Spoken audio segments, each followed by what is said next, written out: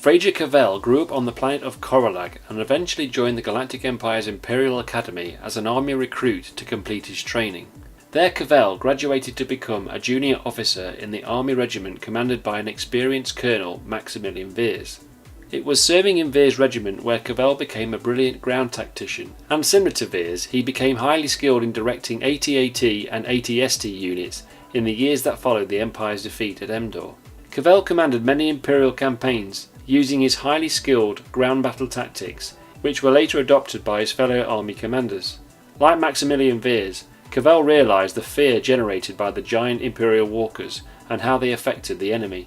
Cavell held resentment towards the officers of the Navy due to their lack of real combat experience and involvement in battle.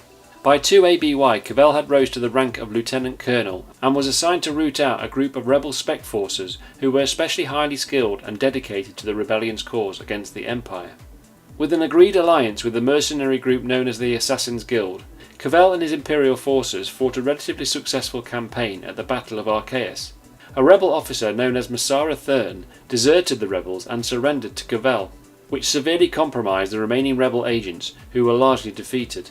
When Colonel Cavell was promoted in 3 ABY to General and given command of Darth Vader's ground forces, Cavell was swiftly selected to join his battle groups.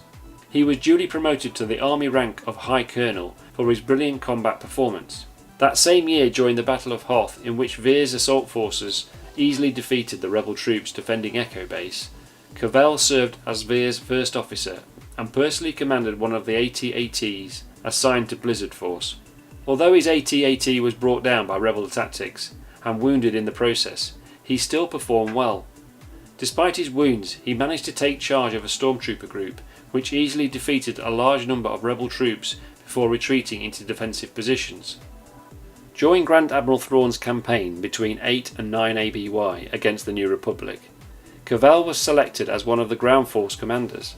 He led the takeover of the abandoned headquarters on Talon Karrde's organisation on Mecca, and shortly afterwards Gilad Pellaeon promoted him to the rank of Major General and placed him in command of the ground forces aboard the Chimera. Due to his excellent performance, Thrawn subsequently promoted Cavell to the rank of General and was given a position on his senior army leadership. He commanded many ground force assaults, and Thrawn finally assigned the General to protect the planet of Wayland, where the former Jedi Master Jarus Sabayoth resided. The unstable and unpredictable Dark Force wielder took control of his mind, which affected the General. However, in 9 ABY, a short period prior to the Battle of Bilbringi, a group of Salamari provided by Thrawn to protect Cavell and his troops were present on Wayland to create interference from Sabayoth's Force connection.